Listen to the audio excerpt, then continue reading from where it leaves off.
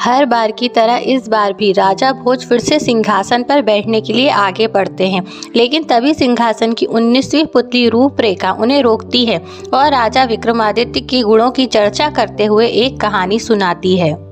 राजा विक्रमादित्य के दरबार में लोग अपनी समस्या लेकर न्याय के लिए तो आते ही थे, कभी कभी उन प्रश्नों को लेकर भी उपस्थित होते थे जिनका कोई समाधान उन्हें नहीं सूझता था। विक्रम उन प्रश्नों का ऐसा सटीक हल निकालते कि प्रश्नकर्ता पूर्णतः संतुष्ट हो जाता। ऐसे ही एक टेढ़े प्रश्न को लेकर एक दिन 2 तपस्वी दरबार में आए और उन्होंने विक्रम से अपने प्रश्न का उत्तर देने की विनती की। उनमें से एक का मानना था कि मनुष्य का मन ही उसके सारे क्रियाकलाप पर नियंत्रण रखता है और मनुष्य कभी भी अपने मन के विरुद्ध कुछ भी नहीं कर सकता। दूसरा उसके मत से सहमत नहीं था। उसका कहना था कि मनुष्य का ज्ञान उसके सारे क्रियाकलाप नियंत्रित करता है। मन भी ज्ञान का दास है और वह भी ज्ञान द्वारा दिए गए निर्देशों का पालन करने पर बाध्य है। राजा विक्रमादित्य ने उनके विवाद के विषय को गौर से सुना, पर तुरंत उस विषय पर अपना कोई निर्णय नहीं दे पाए। उन्होंने उन दोनों तपस्वियों को कुछ समय बाद आने के लिए कहा। जब वह चले गए तो विक्रम उनके प्रश्न के बारे में सोचने लगे, जो सचमुच ही बहुत टेढ़ा था। उन्होंने एक पल सोचा कि मनुष्य का मन सचमुच बहुत चंचल होता है और उसके वशीभूत होकर मनुष्य सांसारिक वासना के अधीन हो जाता है। मगर दूसरे ही पल उन्हें ज्ञान की याद आई। उन्हें लगा कि ज्ञान सचमुच मनुष्य को मन का कहा करने से पहले विचार कर लेने को कहता है और किसी निर्णय के लिए प्रेरित करता है। विक्रम ऐसे उलझे सवालों का जवाब सामान्य लोगों की जिंदगी में खोजते थे, इसीलिए वे साधारण नागरिक का वेश बदलकर अपने राज्य में निकल पड़े। उन्हें कई दिनों तक ऐसी कोई बात देखने को नहीं मिली जो प्रश्न को हल करने में सहायता करती। एक दिन उनकी नजर एक ऐसे नौजवान पर पड़ी जिसके कपड़ों और भावों में उसकी विपन्नता झलकती थी। वह एक पेड़ के नीचे थककर आराम कर रहा था। बगल में एक बैलगाड़ी खड़ी थी जिसकी वह कोचवाली करता था। राजा ने उसके निकट जाकर देखा तो वह उसे एक झलक में ही पहचान गए। वह उनके अभिन्न मित्र सेठ गोपाल दास का छोटा बेटा था। सेठ गोपाल दास बहुत बड़े व्यापारी थे और उन्होंने व्यापार से बहुत धन कमाया था। उनके बेटे की यह दुर्दशा देखकर उनकी जिज्ञासा बढ़ गई। उसकी बदहाली का कारण जानने को वह उत्सुक हो गए। उन्होंने उससे पूछा कि उसकी यह दशा कैसे हुई, जबकि मरते समय गोपाल दास ने अपना सारा धन और व्यापार अपने दोनों पुत्रों में समान रूप से बांट दिया था।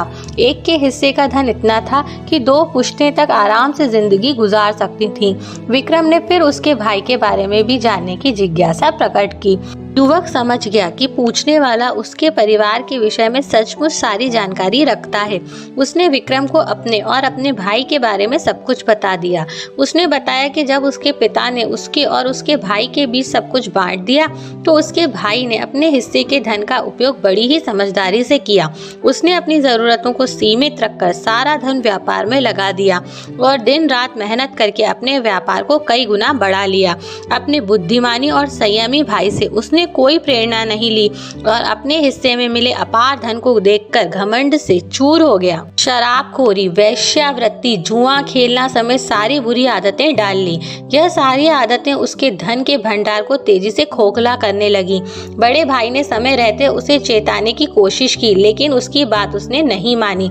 यह बुरी आदतें उसे बहुत तेजी से बर्बादी की तरफ ले गईं और 1 वर्ष के अंदर वह कंगाल हो गया। वह अपने नगर के एक संपन्न और प्रतिष्ठित सेठ का पुत्र था, इसीलिए उसकी बदहाली का सब उपहास करने लगे। इधर भूखा मरने की नौबत, उधर शर्म से मुंह छुपाने की जगह नहीं। उसका जीना दूभर हो गया।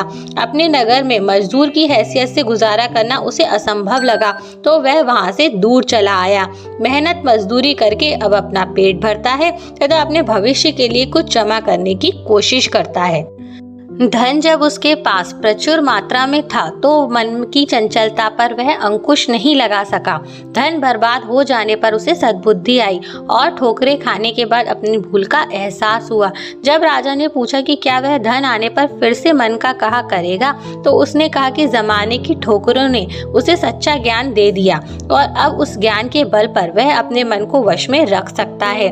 विक्रम ने तब जाकर उसे अपना असली परिचय दिया तथा उसे कई स्वर्ण मुद्रा मुद्राएं देकर होशियारी से व्यापार करने की सलाह दी। उन्होंने उसे भरोसा दिलाया कि लग्नशीलता उसे फिर पहले जैसा समृद्ध बना देगी। उससे विदा लेकर वे अपने महल लौट आए, क्योंकि अब उसके पास तपस्वियों के विवाद का समाधान मिल चुका था। कुछ समय बाद उनके दरबार में वे दोनों तपस्वी समाधान की इच्छा लिए हाजिर हुए। विक्रम ने उन्हें कहा कि मनुष्य के शरीर पर उसका मन बार बार नियंत्रण करने की चेष्टा करता है, पर ज्ञान के बल पर विवेकशील मनुष्य मन को अपने ऊपर हावी नहीं होने देता। मन और ज्ञान दोनों एक दूसरे के पूरक हैं। दोनों का अपना अपना महत्व है। जो पूरी तरह अपने मन के वश में हो जाता है उसका सर्वनाश संभव है। मन अगर रथ है तो ज्ञान सारथी, बिना सारथी रथ अधूरा है।